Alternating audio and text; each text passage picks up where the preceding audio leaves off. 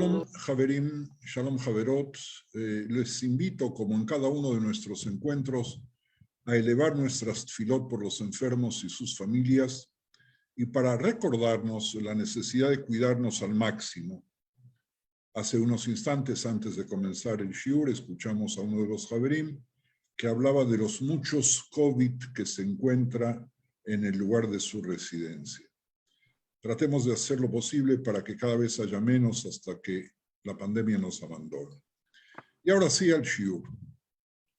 Como ha escrito el filósofo Michael Vischogrod, Rabbi Akiva promovió entre los judíos de su generación que puedan aceptar que la tefilá, que la oración, y la teshuvá, el arrepentimiento, sean base para el perdón de los pecados. Ese es un gran avance sobre la única dependencia que tenían los judíos de su generación y de las anteriores, de los sacrificios y las ofrendas que se elevaban en el templo con el objetivo de lograr el perdón. Resulta fácil decirlo hoy, que apenas mantenemos la memoria histórica de los tiempos en los que el Beit HaMikdash estaba todavía en pie. Pero en ese tiempo fue una revolución teológica fundamental. Los judíos no podían entender fácilmente lo que estuvo involucrado en el cambio del servicio de las ofrendas a únicamente la oración y el arrepentimiento como el centro de su existencia religiosa. Fue una revolución muy grande. No podían entender seguir unidos a Dios en todo tiempo y en todo espacio, y al mismo tiempo no perder la esencia de la fe. El dejar de dirigirse a Jerusalén 3 veces al año, a no poder hacerlo ni una sola vez, y sin ser convocados para presenciar lo que sucedía en el único espacio de culto aprobado por el pueblo judío, solo tornando los cuerpos hacia la sagrada ciudad, resultaba incluso difícil de imaginar. Hoy día nos parece muy común que a los judíos que sobrevivieron a la destrucción del templo se les pudiera convencer que Yom Kippur, el día de la expiación, sus pecados serían perdonados, aunque no hubiese ya ni templo, ni sacrificios, ni Cohen Gadol, sumo sacerdote, ingresando al Sancta Sanctorum, el Kodesh Kodashim, roza lo milagroso. Ello fue posible no porque los profetas ya habían enseñado hacía mucho tiempo antes que los sacrificios, las korbanot, no eran tan importantes. Pero Haverim, no es eso lo que enseñaron, sino que hacer korbanot y no arrepentirse y seguir comportándose mal no servía para nada. El judío sintió el amor de Dios por él y por lo tanto pudo llegar a creer que sus pecados serían perdonados pese a que ya no tenían ni el templo, ni sus sacrificios, ni sus ceremonias. Este entonces, Haverim, fue el mensaje de Rabbi Akiva al pueblo judío, una recomendación que les permitió soportar un asalto casi incomprensible a su fe. Nos trajo Rabbi Akiva que lo más importante es que a través del poder sustentador del amor, cualquier cosa, cualquier accidente, cualquier contratiempo y dificultad, aprieto y conflicto podían ser superados. A través del poder sostenedor y paladín del amor, incluso el revés y la desgracia más sorprendentes podían parecer temporales. El rabino Jonathan Sachs, Zichrono Libraja, relata en su libro sobre Bereshit que él estaba, Rabbi Jonathan Sachs, de pie en el monte Scopus, en Aratzofim, en Yerushalayim, cuando de repente percibió que era allí donde Rabbi Akiva y sus colegas habían estado parados, contemplando las ruinas de lo que había sido el lugar más sagrado del judaísmo. y donde Rabbi Akiva dio a sus camaradas ese valor para la esperanza. La esperanza, escribe el rabino Sachs, no es un mero instinto, nace en la fe en que Dios existe, que cumple sus promesas y que perdona, aunque no las veamos inmediatamente. Un pueblo que nunca pierde la esperanza no puede ser derrotado. Repito, un pueblo que nunca pierde la esperanza no será derrotado jamás. El pueblo judío mantuvo y mantiene viva la esperanza. La esperanza, por lo tanto, mantuvo vivo al pueblo judío. Sin duda, por nuestra supervivencia, tenemos que agradecer a Rabbi Akiva, pero también tenemos que agradecer a la mujer que lo amaba, que creía en él y lo entregó todo por él hace milenios. En este contexto, Haverim, ubicaremos la postura de Rabbi Akiva con respecto a Shir HaShirim. Shir HaShirim es un texto que hasta hoy cantan muchos judíos, particularmente orientales, todos los viernes en el comienzo del Kabbalat Shabbat, y en todas las comunidades prácticamente se lo recita en Pesach. Pero muy pocos judíos han estudiado el texto cuidadosamente, ni en el original ni en las traducciones. Y nuestra memoria de esta Megilá, porque Shir HaShirim es una Megilá, se pierde en el estereotipo que provoca su texto a partir de nuestra memoria, al grado que no siempre descubren el significado de las palabras amorosas, y los judíos se aferran, también los de otros pueblos, a la idea de un Dios vengativo y castigador que nada tiene que ver con Shir HaShirim. Creo que nos merecemos, los que estamos hoy aquí, estudiarlo. Un midrash del siglo X dice en nombre de Rabbi Akiva lo siguiente: si no se hubiera dado la Torá, escuchen bien, Haverim, habría sido posible llevar a cabo el mundo sobre la base solo del cantar de los cantares. ¿Qué mundo? ¿Qué religión? En lugar de muchas leyes, de narrativas, de discusiones éticas, de tabúes rituales, de tiempos sagrados, de proscripciones alimentarias y el resto de la Torá, todo lo que tendríamos sería una colección de poemas de amor cargados de erotismo. He aquí que tú eres hermosa, oh compañera mía.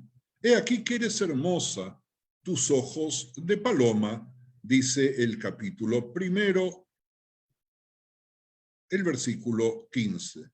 Y dice más adelante: ven, amado mío, vayamos a los campos, pasemos la noche entre los azahares, vayamos temprano a los viñedos para ver si han retoñado las vides, si sus pimpollos se han abierto y si ya florecen los granados. Allí te brindaré mis caricias. Pueden verlo en el capítulo 7, en los versículos 11 y 12. Debemos preguntarnos entonces cómo precisamente podríamos conducir el mundo con tales psukim, con tales versículos, con tales frases. Para Rabbi Akiva, o para aquellos que hablaron en su nombre y que siguieron su pensamiento, la respuesta es bastante obvia. Este es el mismo Rabbi Akiva quien dijo que toda escritura es santa, pero el cantar de los cantares ocupa el lugar santísimo, el santo de los santos, el Kodesh HaKodashim. ¿Y quién nos enseñó esto? Nada más y nada menos que Rabbi Akiva, que es el mismo que pasó por las pruebas más duras a que fuera sometido y lo hizo con amor. Según Rabbi Akiva, Shir HaShirim fue originalmente recitado por Dios mismo, por el pueblo de Israel y por el coro de ángeles en el mismo monte Sinaí. Solo fue transcrito más tarde por el rey Shlomo. Es decir, que Shir HaShirim es anterior no solamente a sus autores, sino que aparece ya en el Sinaí. Claro, Shir Hashirim Asher li Shlomo, el cantar entre los cantares, o el cantar de los cantares, como traducimos siempre, tiene en su encabezado la siguiente frase: este cantar entre los cantares de Shlomo. Pero, Javerim, no nos olvidemos por un instante que no podía ser de otra manera que nosotros y nuestros exégetas y nuestros jajamim discutan en el transcurso de la historia si realmente el rey Shlomo fue quien escribió este texto de la Megilá. Y no les debe preocupar en estos momentos si de pronto descubriremos en algún momento que hay otras suposiciones sobre otros autores y que Shlomo aquí no es únicamente el nombre de rey, sino algo que tiene que ver con paz, que tiene que ver con integridad, con completud. Mientras el Dios del judaísmo exotérico, con X, no confundir con esotérico, porque esta palabra significa oculta y secreta, exotérico significa asequible, comprensible, elemental. Entonces, mientras Dios, en todo lo que puede ser comprensible, le está dando a Israel la Torá, ese mismo Dios, como amante secreto, susurraba los poetas al oído de su amada. En Shir Hashirim se ven pintados al vivo los amorosos fuegos de los amantes, los deseos encendidos, los cuidados perpetuos, las recias congojas que la ausencia y el temor causan, juntamente en los celos y sospechas de que entre ellos se mueven. Aquí se oye el sonido de los ardientes suspiros, mensajeros del corazón y de las amorosas quejas y dulces razonamientos que unas veces van vestidos de esperanza, otras de temor, otras de tristeza o alegría, y en breve, todos aquellos sentimientos que los apasionados amantes suelen probar, aquí se ven tanto más agudos y delicados cuanto más vivo y acendrado es el amor divino que el amor mundano, y dichos con el mayor primor de palabras, con blandura de requiebros, con extrañeza de bellas comparaciones, que jamás antes ni después se escribió ni oyó, a cuya causa, Javerim y Javerot, la lección de este libro es dificultosa para todos y peligrosa para aquellos que aún no están adelantados ni están firmes en la virtud, porque en ninguna escritura se escribió la pasión del amor con más fuerza y sentido que en esta. Javerim y Javerot, las enseñanzas internas y externas se corresponden completamente entre sí. Sin la Torá exotérica, comprensible, podríamos descubrir todas sus verdades profundizando en las palabras del gran cántico. Todo lo que necesitamos saber, por así decirlo, está oculto en esta canción, en estas poesías. Creímos en una versión u otra de estas afirmaciones sobre el cantar de los cantares durante muchos siglos. Los primeros estudiosos y jajamim denunciaron a cualquiera que usara las palabras sagradas de Shir Hashirim como meras canciones de amor o de taberna o de sobremesa, pese a su belleza. Los grandes comentaristas de la Edad Media, incluso un racionalista tan perspicaz como Abraham ibn Ezra, el rabí Abraham ben Meir ibn Ezra, conocido también como Abendré y Abenará, y calificado como el sabio, el grande, el admirable que naciera en Tudela en el año 1092 y muriera en Calahorra en 1167, que estaba en el reino de Navarra. También se supone que murió en una aldea de Israel, en Kabul. Ibn Ezra, que fue un destacado intelectual andalusí, obviamente judío, se mostró reacio a ofrecer lecturas literales del texto que hiciera juntos a otros rabanim, simplemente se refiriera al cortejo de un pastor y una pastora en medio de las laderas de Yehudá. Haverim Haverot, el Zohar, la obra más grande del misticismo judío, está escrita bajo el embriagador hechizo de los perfumados jardines que están en Shir HaShirim. Casi no pasa una página de esta obra sin que hubiera una referencia a uno u otro de sus versículos o símbolos derivados de ella. Los judíos sefardíes y hasídicos lo cantan, como ya sabemos, todos los viernes por la noche, y a menudo hasta los niños pequeños de 3, 4 años saben Shir HaShirim de memoria. Su lectura alegórica probablemente incluso, suponen algunos, fue la que inspiró el himno Lejadodí de Shlomo Alevit Alkabetz y la construcción del Shabbat como una fiesta del amor conyugal y del amor divino.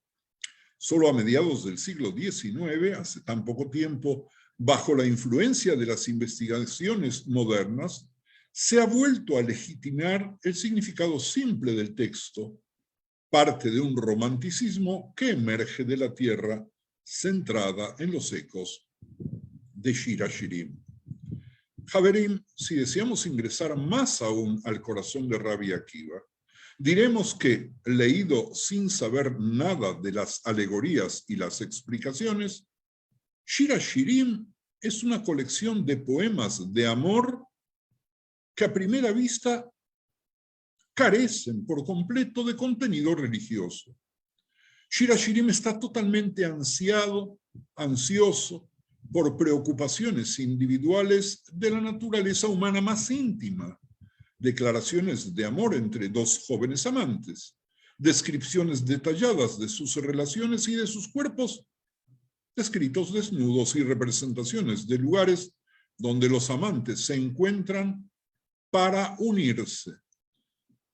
Shir HaShirim carece de expresiones de piedad, no hay instrucciones morales, no hay deliberaciones sobre el destino de la humanidad, ni sobre la presencia o ausencia de justicia en el mundo.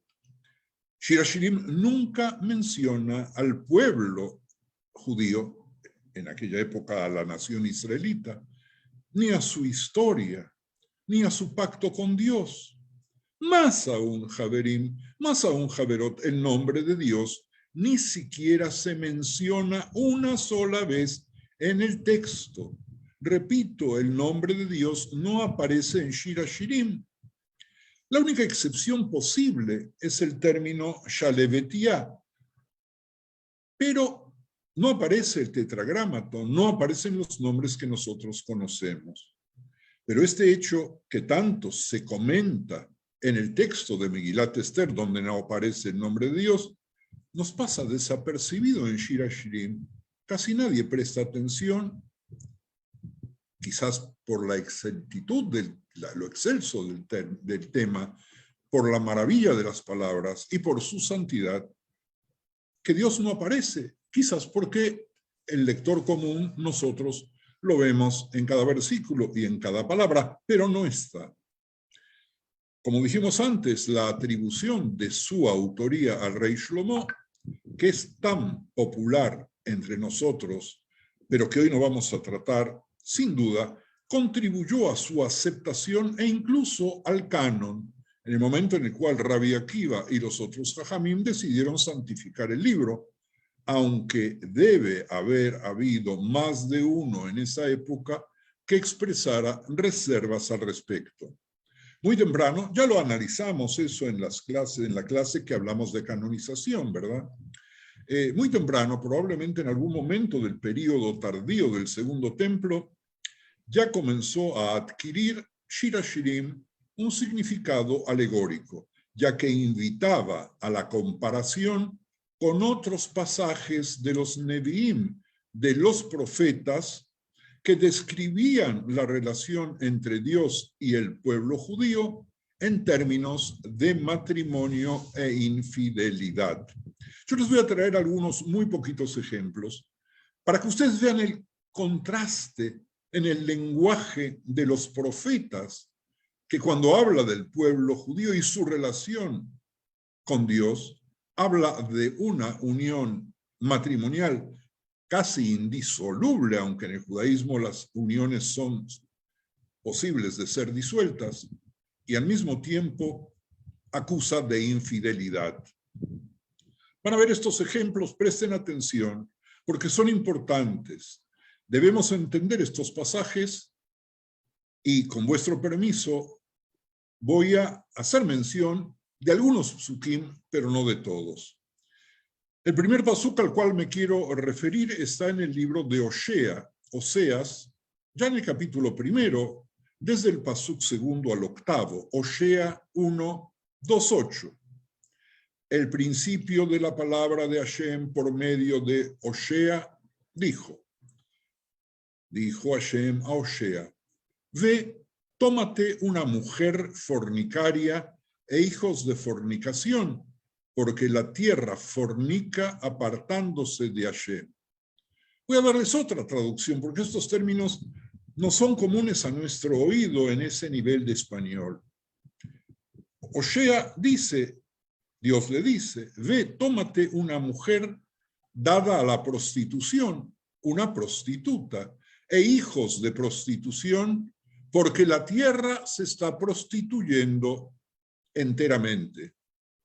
Y el versículo 3, el pasuk 3 del profeta Osea dice, fue pues, y tomó a Gomer, hija de Diblaim, la cual concibió y le dio a luz un hijo, y le dijo a Hashem, ponle por nombre Israel, porque de aquí a poco yo castigaré a la casa de Yehú por causa de la sangre de Israel, y haré cesar el reino de la casa de Israel. Y en aquel día, terribles palabras del Naví, quebraré yo el arco de Israel en el valle de Israel. Miren, Javerim, el valle de Jezreel, Emek Israel, también es conocido como la llanura de Esdrelón, nombre que tenía en el periodo clásico. Es un gran valle situado en el norte de Israel. Toma su nombre de la ciudad de Israel, situada en una colina en el límite meridional que domina el valle. Se encuentra en el sur de la Baja Galilea, en el distrito norte de Israel. El valle fue una vez el conducto por el cual el Mar Muerto, al sureste del valle, se conectaba con el Mediterráneo. Se supone que en algún momento la tierra entre el Mediterráneo y el gran valle del Rift se levantó de tal manera que esta conexión fue separada, es decir, se separó, y las inundaciones periódicas del Mediterráneo fueron interrumpidas. Dado esta situación, el resultado fue que el Mar Muerto perdiera su conexión hacia el oeste, llegando a ser un mar pesadamente salino. Para que nos ubiquemos en la geografía de la profecía, la antigua ciudad de Megiddo está situada en el sur y al oeste de este valle. La localidad moderna del valle es la ciudad de Afula, conocida también como la capital del valle. Regresemos pues a nuestro profeta Osea, al versículo 6. Y dice así: concibió ella otra vez y dio a luz una hija. Y le dijo a Hashem, ponle por nombre Lo Ruhama, porque no me compadeceré más de la casa de Israel, sino que les quitaré del todo. Mas de la casa de Yehudá tendré misericordia y los salvaré por Hashem su Dios, y no los salvaré ni con arco, ni con espada, ni con batalla, ni con caballos, ni con jinetes. Después de haber destetado a Lo Ruhama, concibió y dio a luz un hijo. Vayamos al otro capítulo de Osea, que es muy fuerte también, para lo que nosotros tratamos de demostrar, de qué manera Shir HaShirim basa el idilio que describe en este contrapunto, en esta contraluz entre la crisis del matrimonio del pueblo judío con Dios y las posibilidades de reconciliación. Oshea 2, Javerim, Javerot, apunten por favor, Sukim 20:22. En aquel tiempo haré para ti pacto con las bestias del campo, con las aves del cielo, con las serpientes de la tierra, y quitaré de la tierra arco y espada y guerra, y te haré dormir segura. Miren qué bonitos versículos dice Oshea. Versículos que decimos los varones al colocarnos los tefilín, y te desposaré conmigo para siempre, te desposaré conmigo en justicia, juicio, benignidad y misericordia, y te desposaré conmigo en fidelidad y conocerás a Hashem. Y continúa en el pasuk 21. En aquel tiempo responderé, dice Hashem, yo responderé a los cielos y ellos responderán a la tierra. Y la tierra responderá al trigo, al vino y al aceite, y ellos responderán a Israel. Miren ustedes cómo en estos dos capítulos el profeta nos trae palabras divinas sobre ruptura y reconciliación. Pero esa ruptura es la ruptura de la unión de Dios con el pueblo, y es la ruptura del pueblo con la tierra, es la ruptura con la paz, es la ruptura de la prosperidad, pero hay esperanza, habrá reconciliación. Tomé un segundo ejemplo que quiero relatarles, y luego les voy a dar las fuentes de otros ejemplos. El segundo ejemplo lo tomé del profeta Yeshayahu, en el capítulo 50, pasuk 1. Así dijo Hashem, ¿qué es de la carta de repudio de vuestra madre con la cual yo la repudié? ¿O quiénes son mis acreedores a quienes yo os he vendido? He aquí que por vuestras maldades sois vendidos, y por vuestras rebeliones vuestra madre fue repudiada.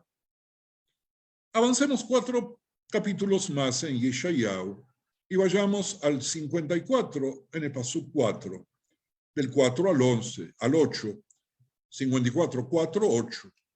No temas, pues no serás confundida, y no te avergüences, porque no serás afrentada, sino que te olvidarás de la vergüenza de tu juventud y de la afrenta de tu viudez no tendrás más memoria. Porque tu marido es tu hacedor, Hashem de los ejércitos es su nombre, y tu Redentor, el Santo de Israel.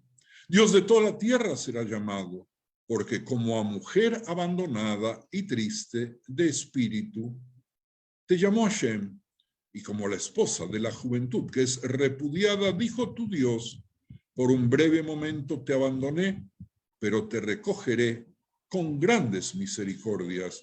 Con un poco de ira escondí mi rostro de ti por un momento, pero con misericordia eterna tendré compasión de ti, dijo Hashem, tu Redentor. Vean, por favor, más tarde en vuestros hogares al profeta Irmiau, Jeremías 2:2, 2:32, 33. Repito, Irmiau 2:2, 2:32 y 33, que no voy a nombrar ahora. Miren ustedes a Yehezkel, lean a Ezequiel 16, del versículo 4 al 14, Yehezkel 16, 4, 14.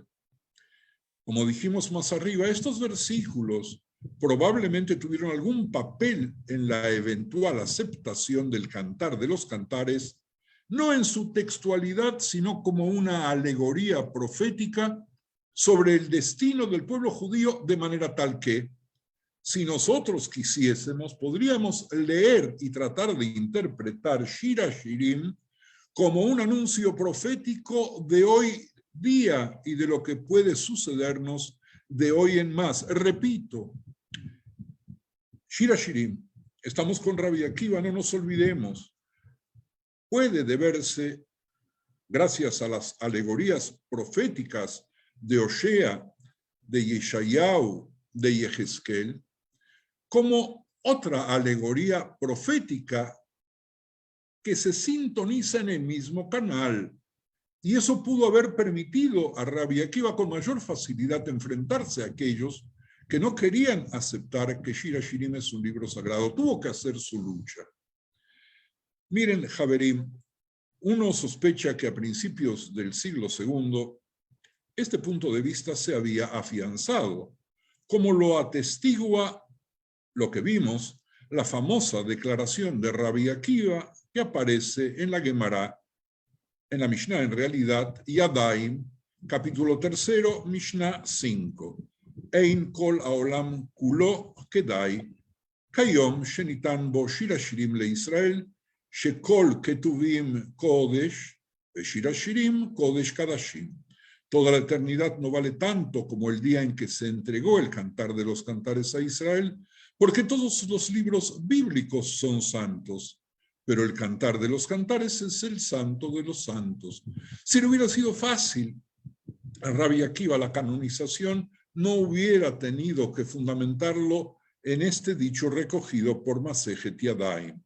Y sin embargo, hay evidencia de que la canción, quizás todavía en esa época, conservaba otro significado en algunos círculos, como lo atestiguó el mismo Rabbi Akiva, y hablamos de ello antes. Aparece en el Talmud de Babilonia, en el capítulo 12, en la Mishnah 10. Quien entona el Cantar de los Cantares en el salón de banquetes, traduzco lo más textual que puedo, y lo convierte en una especie de canción de amor, dice Rabbi Akiva, no tiene parte en el mundo venidero. Esta advertencia es una clara indicación de que la gente estaba haciendo precisamente eso, enamorado de la letra, más que del sentido que nuestro pueblo le dio. La lectura alegórica de la canción como descripción de la relación entre Dios y el pueblo judío dominó la tradición interpretativa del primer milenio de la cuenta civil, incluido, por ejemplo, el Targum Shir HaShirim y el Midrash Shir HaShirim Rabbah, y referencias dispersas en toda la literatura rabínica, incluso, fíjense en ustedes hasta qué extremo, que los caraítas, llamados también literalistas, que no se apartaban en la interpretación de la letra de los versículos bíblicos, llegaron a considerar a Shir HaShirim como absolutamente oculta, sin un significado capaz de ser desentrañado por el pueblo. Es decir, un significado, vamos a repetir otra vez la palabra exotérico con X. Es decir, que hasta los caraítas pensaban que el sentido literal de Shir HaShirim es alegórico. Increíble, increíble. Y fíjense en ustedes que esta visión monolítica dominó en todo el mundo judío, tanto en Oriente como en Occidente, hasta la época de Rashi. Vamos a colocarnos en la época de Rashi. Nació en el 1040, murió en el 1105, vivió en el norte de Francia. En su interpretación, y sus seguidores de la escuela del Pshat, de la interpretación bíblica fácil, por decir así, más simple. Rashi es el primer exégeta, el primer sabio en interpretar el texto del Cantar de los Cantares de Shir HaShirim en dos niveles. Rashi sobre Shir HaShirim habla de dos niveles. Un primer nivel, el literal o contextual, y el otro nivel, el alegórico. Es una revolución impresionante en el estudio de la Torá para aquel entonces. Excepcionalmente aquí, Rashi comienza su comentario de Shir HaShirim con una introducción metodológica, común a él. Ahat dvar Elokim shtaim zo shamanu. Voy a leer la interpretación. Una cosa ha dicho Dios, dos cosas hemos oído. Tomando eso de Teilim 62:12, queriendo decirnos a partir de este versículo que un pasuk, un versículo, puede tener varios significados. Puede tener un versículo varios significados, pero al final el significado literal puede que nunca se deba pasar por alto. Y aunque los profetas pronunciaron sus palabras con ejemplos y con modelos, con palabras cifradas, con gimatrio, las cifras deben resolverse según su forma y orden, ya que los versículos se ordenan uno tras otro, respetar el orden.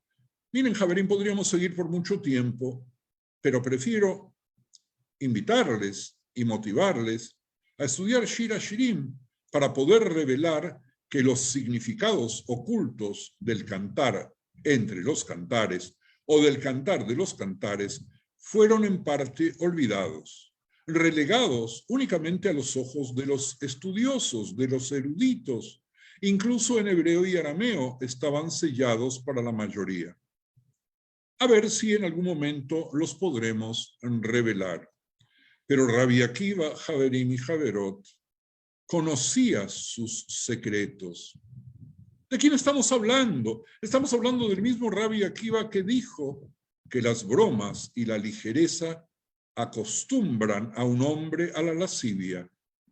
De un Rabbi Akiva que dijo que la tradición es un cerco alrededor de la Torá.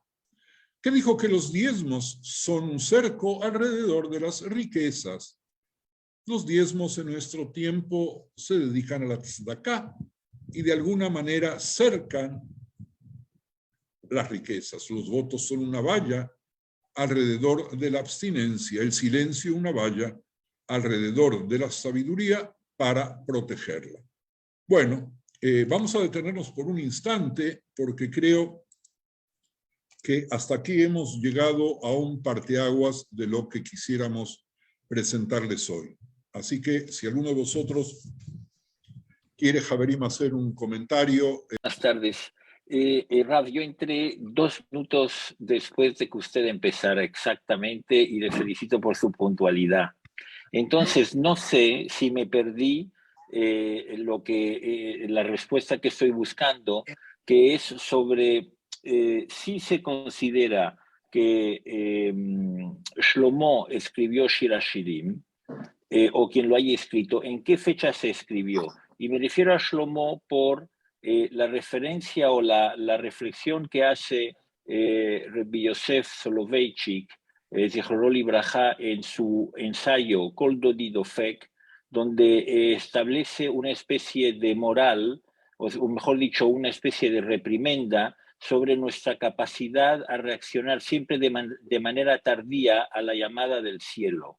Entonces, no sé si aquí hay una especie de reproche encubierta sobre la vida de Shlomo, tal cual sabemos que se desarrolló, ¿no? Entre el principio y el final. Vamos a terminar las preguntas y regreso a ti, Sam, con mucho gusto. Bacalla Galia. A mí me gustó el comentario que usted hizo, y si no entendí mal, que fue Rabbi Akiva el que dijo que en Har Sinai hubo Shir HaShirim, una declaración de amor de Hashem hacia el pueblo de Israel.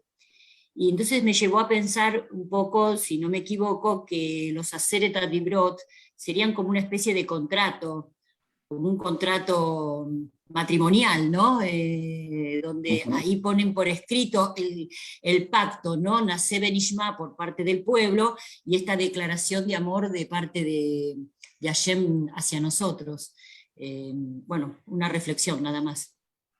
Gracias, Galia. Estoy muy contento entonces con las reflexiones que hemos escuchado hasta ahora y voy a ir con Sam para tratar de responder. Y la respuesta está en toda la línea argumental de esta reunión, que en definitiva nos permite una gigantesca libertad. Los ejemplos que traje de los profetas Oshea, Yeshayahu y Yehezkel, en cuanto a la dinámica entre nosotros, es igualmente aplicable sobre Shlomo. Lo que tenemos que tomar en cuenta es que las obras recogidas y escritas de nuestros grandes, David y todos los profetas, tienen un mensaje universal, no solamente dedicado al pueblo judío, en el caso de Shir HaShirim ni siquiera aparece, como dijimos, el nombre de Dios, sino también atemporal. Por lo tanto, se puede aplicar casi como anillo al dedo, en el caso de Shlomo Amelech, como dice Rav Soloveitchik, dijo no libraja, como de alguna forma una amonestación a posteriori de algunas travesuras que hiciese ese rey, particularmente con tantos amores y desamores que tuvo, que en definitiva en nada beneficiaron al pueblo, incluso los amoríos políticos que hasta el día de hoy en algunas monarquías que todavía subsisten se van llevando a cabo más que por intereses, por el capital, ¿verdad? El capital de las naciones. Pero, así que no puedo descartar, pero puedo razonar y decir de que sí, sería aplicable. Sobre la autoría de Shir HaShirim, de Mishlei, de Coelet, que en español, contestándolo a Jenny, se llama Eclesiastés, aunque la palabra Coelet viene de Keal, es decir, de algún texto dicho en público, en congregación, en asamblea, nosotros tenemos que ver con claridad que fueron adjudicados los tres, a Shlomo, Shir HaShirim en su juventud ardiente, Mishlei en su madurez y al final Coelet en su vejez. Pero son acomodaciones que no podemos probar porque también en las cortes nosotros teníamos a los amanuenses que ayudaban en la escritura, así como los salmos del rey David. No todos fueron escritos por David. Podemos suponer también de que por lo menos alguien los corrigió. Y la fecha determinada o indeterminada tiene que ver con los autores. Si Shlomo es el que lo escribió, pues tenemos que remontarnos a su reinado. Aquellos que piensan que la palabra Shlomo es usada aquí no como nombre del rey, sino como un significado que tiene que ver con muchos reyes que reunieron esas cualidades de Shlomo en cuanto a buscar la paz, por lo tanto tenemos que ubicarlo bastante más tarde. No tengo datos, y dar datos o traerles datos que algunos investigadores trajeron sería ingresar a un terreno minado que en cada paso podría explotar a nuestros pies. Empezamos y solamente con una frase que dije y que probablemente haya pasado por alto, es que si pudiésemos todos los viernes estudiar en voz alta 3 o 4 psukim, podría ser más fácil convertir nuestra mente en algo que lamentablemente hemos perdido, que es ver que hay un Dios, el Dios de Israel, nada más y nada menos, nuestro Dios, que es Dios de amor y que no tenemos que esperar que venga un Dios malo con el látigo para poder llegar a Él, porque el camino del amor tiene mucha zozobra, tiene muchas traiciones, tiene muchas idas y venidas, pero en definitiva es mucho mejor que esperar que llegue un sargento primero con un látigo, como algunos amigos alguna vez me dijeron, ¿y dónde está ese Dios? ¿Cuándo va a hablar usted del Dios que nos castiga? Bueno, alguno de ustedes seguramente escuchó ese diálogo en algún momento de la vida. Vamos a seguir con Rabbi Akiva en estos pocos minutos que quedan para traerles cosas que todos ustedes conocen, pero para redondear, porque ya entramos en la parte final del curso, algunas cosas que él dijo y que tienen absoluta vigencia. Rabbi Akiva fue el que habló que todo está previsto por Dios, sin embargo, la elección, la opción se la da al ser humano, y que el mundo es juzgado por sus méritos. Sin embargo, todo está de acuerdo con la preponderancia de las obras más que con la escritura. Eso aparece esta es una muy mala traducción, en Pirkei Avot, capítulo 3, Mishnah 15, hermosa Mishnah que muchas veces hemos citado. Avot de Rabbi Natán dice que un plebeyo, es decir, un amaretz, ya vimos lo que era amaretz, no puede ser piadoso, no puede ser hasid, Y esto que voy a decir ahora y recordar a partir del texto de Avot de Rabbi Natán es que un tímido no puede aprender, ni un severo no puede enseñar. Por lo tanto, Jabrim, no sean tímidos, cuando hay oportunidad de hablar, hablen, y si no, escriban, como lo hacen algunos de ustedes en forma tan bella. El Midrash Rabbah, sobre Vaikra 35:5, dice en nombre de Rabbi Akiva que la pobreza es hermosa para la hija de Jacob como un cordón rojo en la cabeza de un caballo blanco.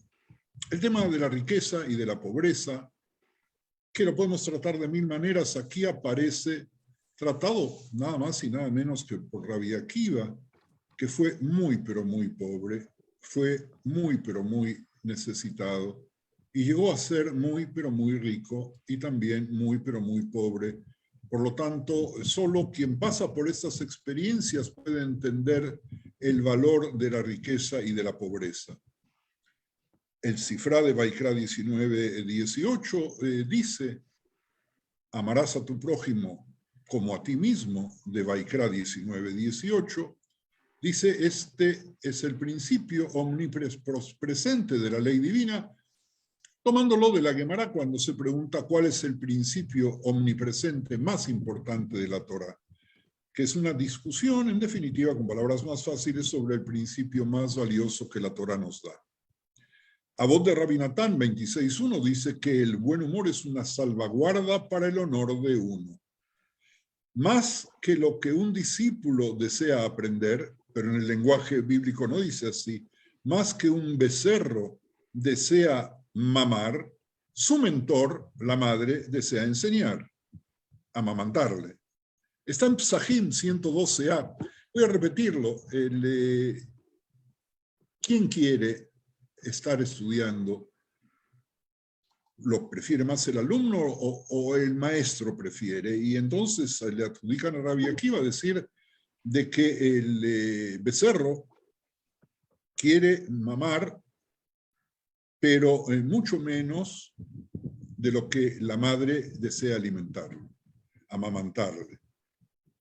Bueno, la modestia es un tema favorito de Rabbi Akiva y vuelve a él una y otra vez y dice: tomemos su lugar, tomemos nuestro lugar, o tomen ustedes su lugar, algunos asientos por debajo de vuestro rango, hasta que se les pida que ocupen un lugar más alto, porque es mejor que te digan sube más alto, antes que te digan baja de donde estás. Eso aparece en Avot de Rabbi Natán 11:46, es precioso, merece ser tenido en cuenta. Si lo tuviésemos en cuenta, estaríamos mucho mejor. Sigue adjudicándole palabras a Rabbi Akiva, en este caso, el mismo dicho también a Shimon ben Azai en Vaikra Rabbah 1:5. El que se estima a sí mismo por sus conocimientos es como un cadáver tendido al borde del camino. El viajero vuelve la cabeza con disgusto y pasa rápidamente. Es decir, el que se cree que sabe mucho, el que presume lo que cree que sabe, apesta tanto como un cadáver tendido, y entonces los que pasan junto a él vuelven la cabeza, no quieren saber de él, pasan rápidamente porque el olor es realmente muy malo. Tenemos ejemplos de las habilidades de oratoria de Rabbi Akiva y una de ellas trágica en los minutos finales. Voy a traerles el discurso fúnebre que dijo cuando murió su hijo Shimón. A la gran asamblea reunida en la ocasión, Rabbi Akiva dijo: hermanos de Bet Israel, hermanos de la casa de Israel, escúchenme, óiganme.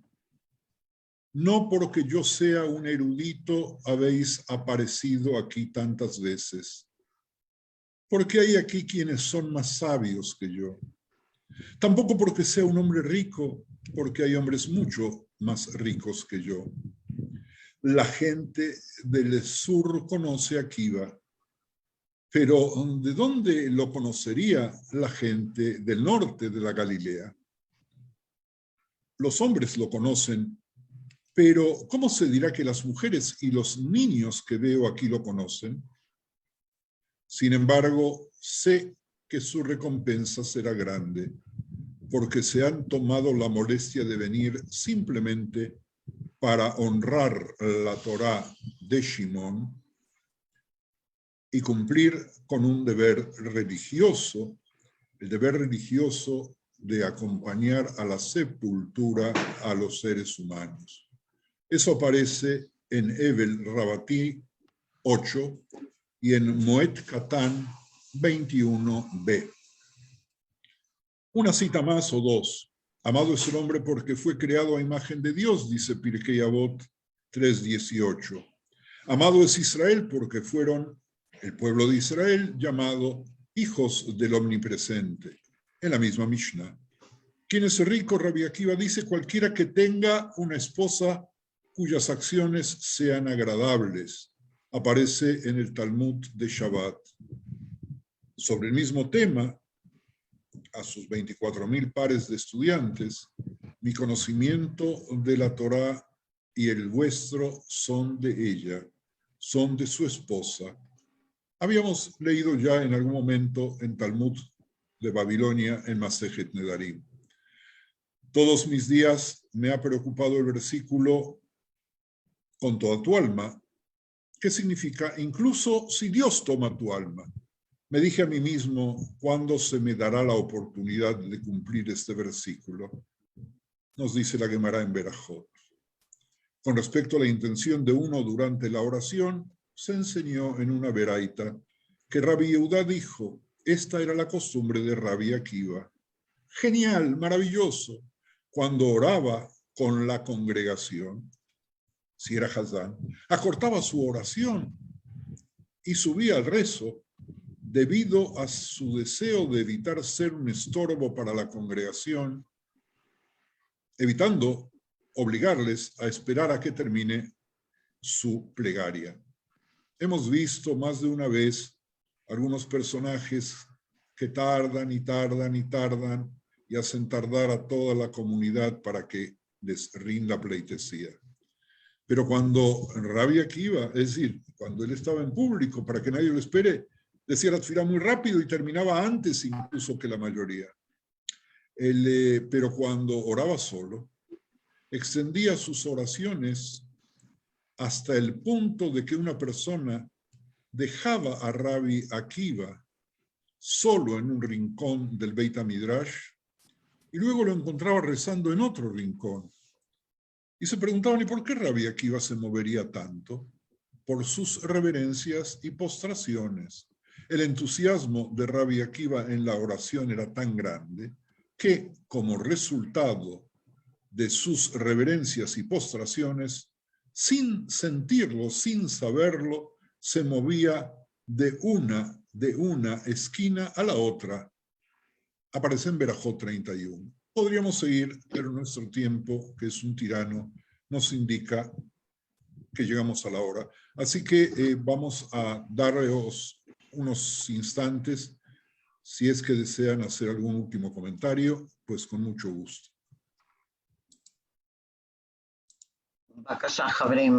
Sí, Shoshi.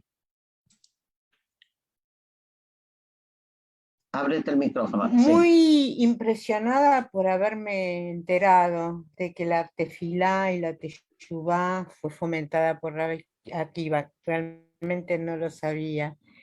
Con respecto a esto último... Shoshana, perdóname. No, vamos a aclarar esto y qué bueno que lo planteas. A precisar, vamos a colocarlo exactamente en el lugar. Hasta ese momento de la destrucción del Beit HaMikdash, los judíos iban al Beit HaMikdash y se hacían las ceremonias correspondientes. Voy a hablar únicamente de Yom Kippur, ceremonias impresionantemente solemnes. Incluso la Gemara Yomá hace una descripción del Cohen Gadol, el sumo sacerdote, al cual le elegían una mujer sustituta, porque si no, sustituta quiere decir en reemplazo de la mujer propia, no fuese que su esposa falleciese, porque si él no tenía esposa, no podía pedir por Beit Israel porque no tenía familia.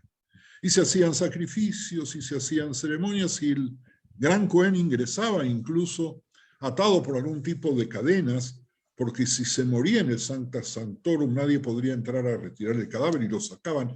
Imagínense ustedes el pueblo en esos instantes, cuánta devoción, cuánto temor, cuánta concentración había. Y de pronto nos quedamos sin Beit HaMikdash.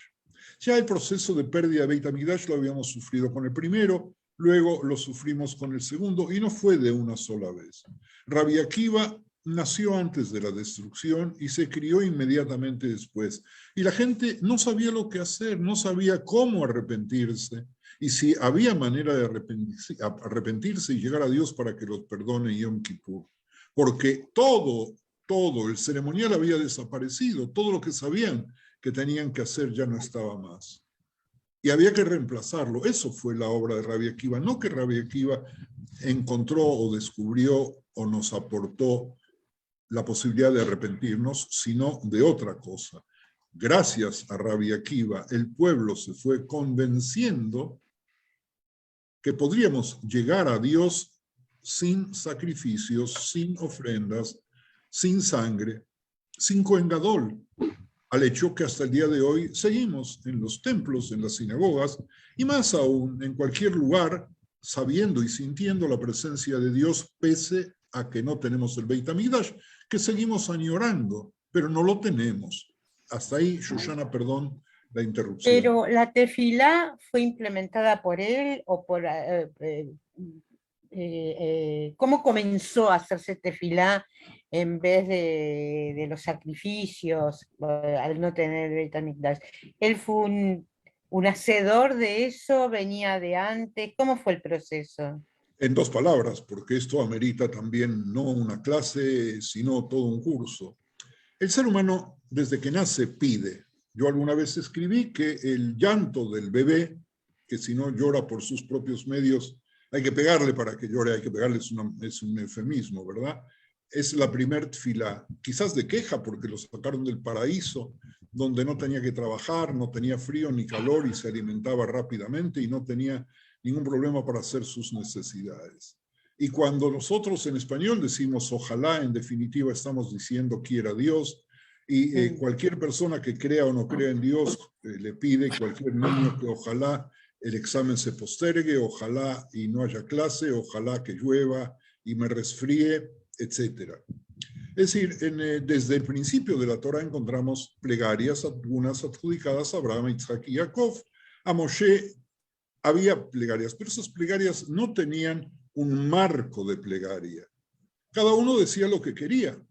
Cuando estaba el Beit HaMikdash había la lectura del Shema. El Shema es un texto para estudiar, es una declaración, pero que nosotros hoy día usamos como plegaria. Y había bendiciones que decía el Cohen y que la gente contestaba amén. Y de ahí viene la intención de hacer las 18, que en definitiva son 19 bendiciones de la Amidá o de la Shmona Esrei. Cuando no tenemos más tiempo, los rabanim de aquella época, entre ellos, ocupando un lugar importante, Rabbi Akiva, establecen que esas tfilot, que en aquel entonces eran provisionales y sin texto, había que decir 3 veces por día en los horarios de los sacrificios del Beit HaMikdash. Shaharit por la ofrenda de la mañana, Minja por la tarde, Arvit por las ofrendas de perfumes y de inciensos de la noche. Y luego, con el transcurso del tiempo, poetas, primero el tronco del Sidur es el libro de Tehilim, pero poetas en todas las épocas, poetas maravillosos, particularmente en la Edad Media, fueron escribiendo textos que fueron ingresándose en el Sidur en el transcurso de la historia. Y el Sidur siguió creciendo. Y los Sidurim en distintas comunidades no eran todos semejantes, porque no había la comunicación suficiente para que el escritor, el poeta de tu pueblo, pueda hacer llegar su descubrimiento que había sido aceptado no fácilmente en tu congregación, también por la congregación que estaba a 30 kilómetros de diferencia. Ese es un proceso largo, un proceso muy interesante, un proceso poético, creativo, teológico, que también deberíamos estudiar, porque la tefilá hoy cuando se dice recitándose sin sentimiento, parece que está vacío de corazón. Y una tefilá que no se dice con el corazón, pues no puede ser tefilá. Yo tengo una pregunta. ¿Puede ser una cosita más? Perdón. Ya, quiero terminar sí. con los- Shoshi. Sí, Sí, ¿puedo? Shoshi. Una. Tal vez me quedó pendiente de la vez pasada y tal vez no corresponda en este momento, pero si él fue, digamos, un hacedor de pedagogía y de androgagía, como explicó la otra vez, y me quedé pendiente por eso, tal vez me diga, no, lo vemos personalmente. ¿Qué pasó con sus alumnos? ¿Cómo es posible? O sea, ¿qué es lo que pasó? Si lo entendemos bien, si hay que ponerlo en contexto, tal vez le vaya a dedicar otra clase. Vamos, No lo sé. Shoshana, si es que no surge ningún otro tema perentorio, vamos a empezar la próxima clase, espero no olvidarme, con ese tema, así que llega Ok. puntual, porque sobre eso vamos a hablar. Jenny, la pregunta. La pregunta es si cuando vengan en Mashiach van a ver Corbanot otra vez de sacrificios animales o nadie sabe. Yo, dado que la presencia de Mashiach es muy cercana, dentro de muy poco seguramente vas a tener la respuesta.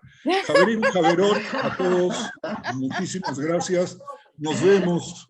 Espero que todos estemos sanos y fuertes y puntuales. Y nos vemos, si Dios quiere, la semana próxima. Mil gracias por haber participado en el Shiur. Gracias, Javerín. Los quiero mucho. Gracias. Hasta pronto.